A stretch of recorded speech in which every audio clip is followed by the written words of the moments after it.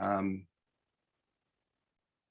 Thank you, Ken and George. Thank you to the congregation of St. Stephen's for inviting me to speak this morning. It is a high honor for me to be here with you and to say a few words. What a great privilege it is. And it's somewhat improbable that I'm here today. Some 40 years ago, in the early 1980s, I was but a boy in short pants, singing alto in the Ashbury College Junior School Boys Choir. And while I'm not an Anglican, the school conducted services in the Anglican tradition. I grew up in the United Church. Every Sunday, without fail, as obnoxious, mischievous little 11-year-old boys, we would often be laughing and sniggering in the pews. One of us would always be whispering an off-color sophomoric joke, invariably about the pastor Jeep Green. And for whatever reason, we found him uproariously funny. 11-year-old boys tend to find most things hilarious. Anyway, I will confess that I was one of those boys guilty of chortling, guffawing in a muffled way all those many years ago. But I insist that I was listening. And so to make the point, I feel the need to demonstrate my Anglican bona fide. So I'm going to offer you a rendition of the Magnificat, my favorite prayer, a prayer that has stayed with me, at least most of it has stayed with me for these many years. My soul doth magnify the Lord, and my spirit hath rejoiced in God my Savior, for he hath regarded the lowliness of his handmaiden. For behold, from henceforth all generations shall call me blessed, for he that is mighty hath magnified me, and holy is his name. And his mercy is on them that fear him throughout all generations. He hath showed strength with his arm. He hath scattered the proud in the imagination of their hearts. He hath put down the mighty from their seat, and hath exalted the humble and meek. He hath filled the hungry with good things, and the rich he hath sent empty away. He, remembering his mercy, hath opened his servant Israel, as he promised to our forefathers, Abraham and his seed forever. Glory be to the Father, and to the Son, and to the Holy Ghost, as it was in the beginning, is now, and ever shall be, world without end. Amen. It's my favorite prayer, but it's also an audacious prayer. I had a plan for this morning. My plan was to talk about the need for us to be audacious in our daily practice, in our engagement with community and in the world, our need to intervene in whatever space we occupy to make the world anew. But I felt the need to alter my plan a bit because I feel as if I would be remiss if I did not acknowledge the fractious moment in which we're living, because it's an extraordinary one. The combination of a devastating global public health crisis that has upended and disrupted our world for the last 3 years, coupled with the profound political crisis we've been experiencing that really brought the core of this capital city to its knees and created a toxic brew.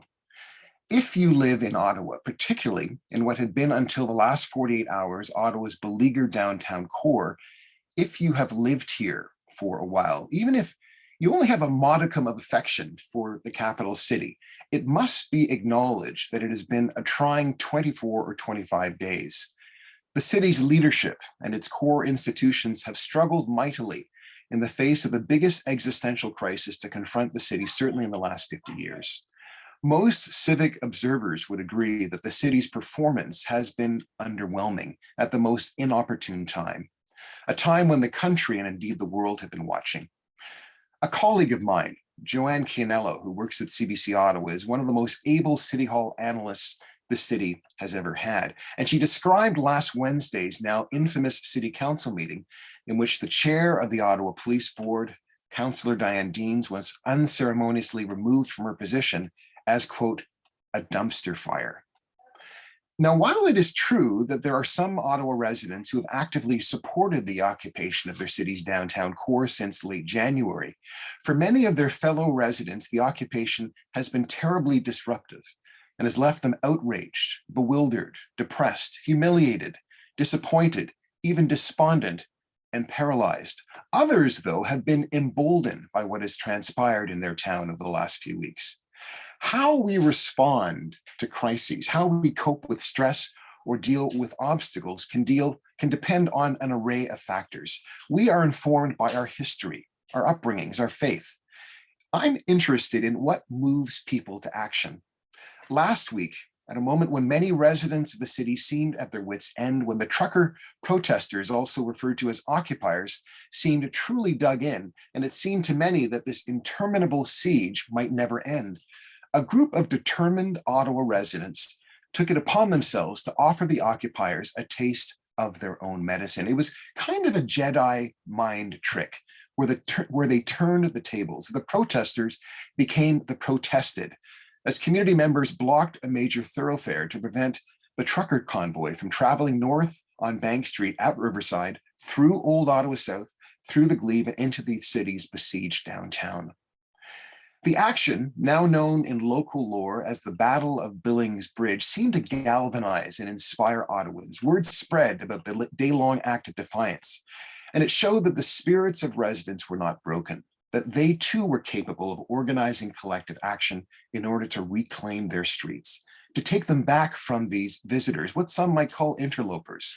And while the act by no means ended the occupation, it showed a kind of chutzpah, a kind of audacity by residents who for weeks had felt bullied, who felt as if they had been taken hostage by a motley crew of outsiders. The act of resistance reminded many Ottawans of their power. I also think of Zexi Lee, the 21-year-old public servant who filed a class action with the Ontario Superior Court of Justice, resulting in the court granting a 10-day injunction banning honking in the area north of the Queensway. It was a kind of audacity, an audacity of which Anglicans are familiar. Now, we lost an audacious Anglican, Nobel laureate Archbishop Desmond Tutu, less than 2 months ago on Boxing Day, December 26, 2021. When I was 14 years old, in the mid-1980s, Archbishop Tutu visited my hometown, Ottawa, and I was one of the lucky ones who got a chance to see him speak at a packed Christchurch Cathedral. Now, at the time, the ebullient and indefatigable Tutu was a towering moral force who had consistently called to task and defied South Africa's white supremacist totalitarian apartheid regime. He was also one of the most famous people in the world. And what was remarkable, but also inexplicable to my teenage self at that time, was that someone who was as diminutive, jovial, and good-natured as the Archbishop could represent such a material threat to this barbaric regime, a regime that on a daily basis over decades had done so much to dehumanize the majority of its nation's population. Tutu attacked the government with argument and principle and overwhelming love. There was a defiance and an anger in his voice, but it was always rooted in love. There was no malice in his words. He exuded grace. I think now how audacious it was to love those individuals who meant him harm. How do you do that? It was that quality of love, the audacity, the courage of his love that I couldn't fully appreciate at the time. With a few more years under me now, I can appreciate his wisdom and grace. Now, I can't remember exactly what Tutu spoke about on that thrilling night inside Christchurch Cathedral, but I do remember how he made me feel. At the end of the event, I felt lifted. I felt taller. I felt somehow more human. Tutu enlarged our collective humanity that night with his rousing speech. He conveyed a sense of hope, a sense of possibility.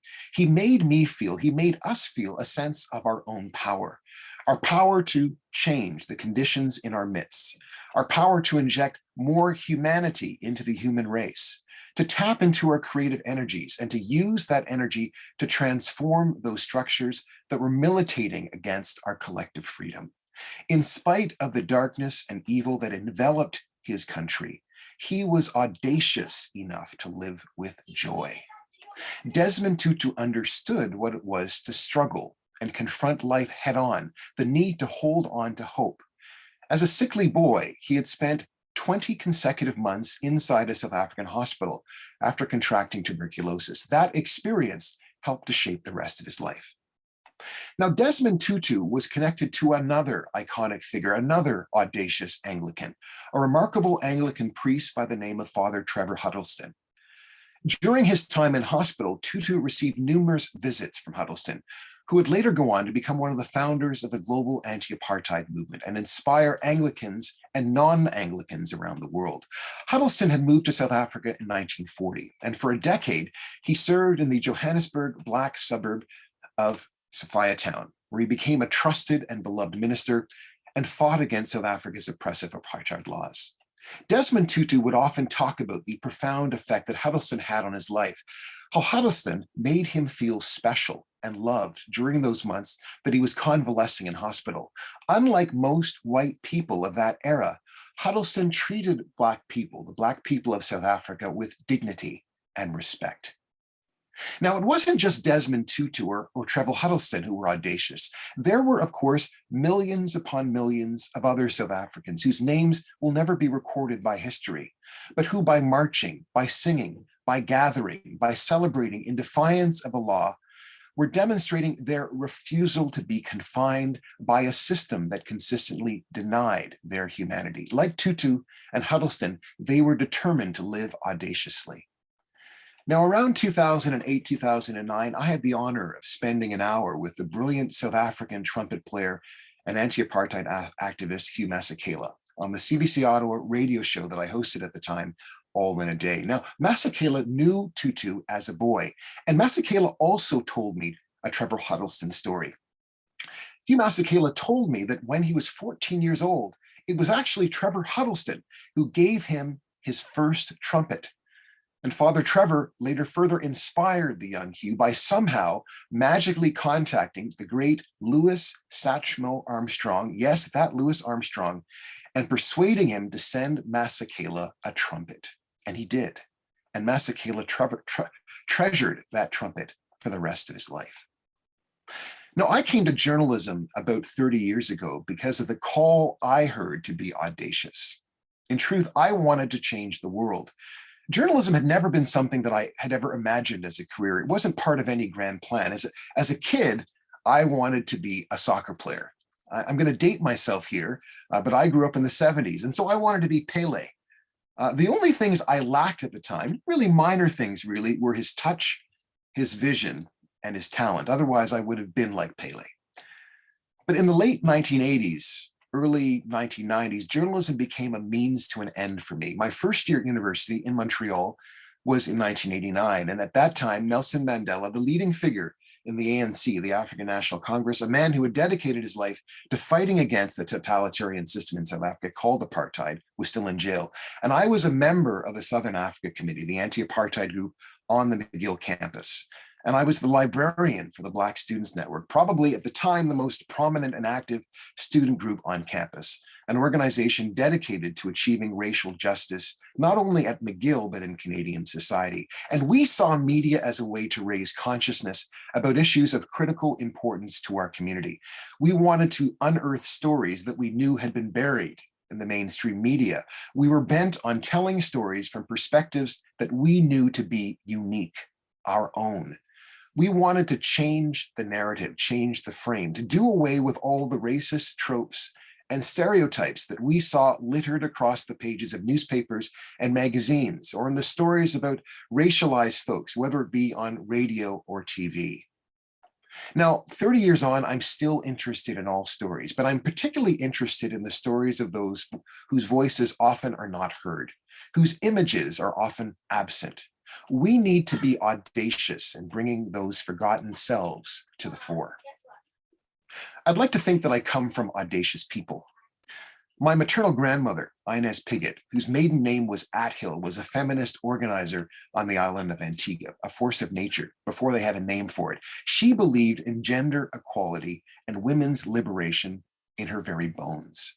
And she passed that on to her daughters, including my mother, Hyacinth, and her granddaughters, my sisters, Joy, June, Pat, and Anne, all of whom demonstrate a steely resolve, a spirit of resistance, an unrepentant audacity. My maternal grandfather was the chief printer on the island of Antigua, and a union activist. My paternal grandfather was a joiner, a cabinet maker. My paternal grandmother was a bit of a mystical creature who in her prime was a charismatic preacher before she was severely burned in a fire. My grandparents' own grandparents would have been, well, one generation at most removed from slavery. One generation at most removed from being chattel, property, objects. Each generation that followed struggled to make life a little better for their children and children's children. So the quest for freedom has always been top of mind for my people, my family, my community for hundreds of years. Freedom is something that I have long been preoccupied with. I think about how audacious those people, my people, were, how in spite of the obstacles that life presented, they had the audacity to imagine a different kind of world. I think about how audacious those people, my people, ordinary individuals who, like you and me, had dreams, who had freedom dreams that were never fulfilled, who imagined a world of justice and equality, a life of a possibility and prosperity that would lamentably never materialize in their lifetime, nor the lifetimes of their children and children's children. Individuals who were born of catastrophe, stolen and branded and denied their names, subjected to a kind of extreme physical and psychic trauma, who worked from sun up to sundown with any hope of recompense or mere thanks, whose labor was exploited for the profit of selves other than themselves. I think of those folks who dreamed of getting their children, my parents, an education, right? Who knew that education was liberation and so scraped and saved to send their kids to get it. Individuals whose only hope was that their children, the next generation, would live to carry on. I think about how their lives were manifestations, living manifestations of audacity, how they persevered and carried on, struggled and sacrificed for little reward. Think about the quality of that kind of humanity. Now, I got here thanks to the audacity of community stalwarts, like the pioneering African-Canadian civil rights activist Bromley Armstrong, Hugh Burnett, and the likes of their friend and fellow activist Ruth Lohr, a Chinese Canadian who over 60 years ago in the 1950s worked to desegregate one of the most racist and segregated towns in Canada, Dresden, Ontario, in southwestern Ontario. And thanks to their efforts, they pressured the Ontario government to enact two anti-discrimination laws in place for the first time in Canadian history, the Fair Accommodations Act and the Fair Employment Act. They later conducted sit-ins to ensure that Dresden's businesses were in compliance with the law. People like Bromley Armstrong, from Jamaica originally, helped to create more space and opportunity for all of us in this country. He made not just me, but you, all of us more free. I got here because of the audacity of Viola Desmond and the kindness and generosity of her lovely sister, Wanda Robson, who sadly, passed away recently, and who I had the great fortune of meeting and actually interviewing some 16 years ago in her home. And I know that really it was Wanda in many ways whose audacity led to people learning about the story of her sister, Viola Desmond, a story that had really gone silent for so many years in this country. It was because of Wanda Robson's determination to bring honor for people to remember her sister's story that we are remembering Viola Desmond now. I know I am here because of love, because I've been loved, because people intervened at critical moments in my own development. People pointed me in the right direction when they knew I was straying, provided me with support when I had a speech impediment, reminded me of my professional responsibilities, and even more importantly, my responsibility to myself when I was becoming a little lazy and complacent and self-satisfied, maybe getting a bit too big for my britches, and when I was not fulfilling my potential. We need to love our community enough, like Martin King did, to change it. We need to be audacious. We need to be bold. We need to live and love out loud. We need to live and love audaciously. Thank you.